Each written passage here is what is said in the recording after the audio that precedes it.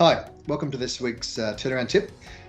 Over the years, one of the fundamental reasons why we've had such a high success rate of 90% is the business model around turnarounds that we've developed.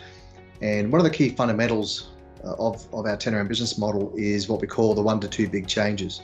Invariably, in a turnaround situation, very rarely will it be a temporary liquidity issue.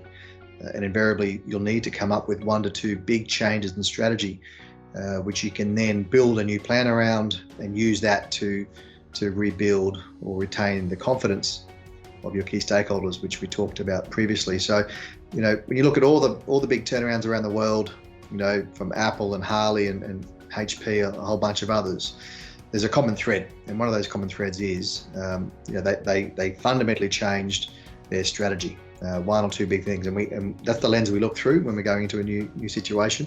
We're already looking for what they might be, whether it's a divestment of a division, could be an expansion policy.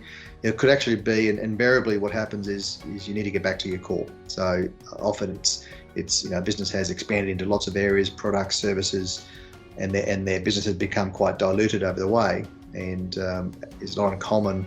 And at least 50% of the time, I would suspect, around the world, a successful turnaround is where you actually pare back a lot of the periphery service lines and product ranges that have just made the business very cumbersome and less nimble, and a more cumbersome business model where you consume a lot more working capital and make your business a much less nimble one to turn around. So that's quite often one of the key outcomes of a strategic review and a turnaround is to, identify, what did we look like when we were the most profitable? And often that case is that you need to pare back and get back to that core sort of element of your business where you were most profitable, and then chart a course.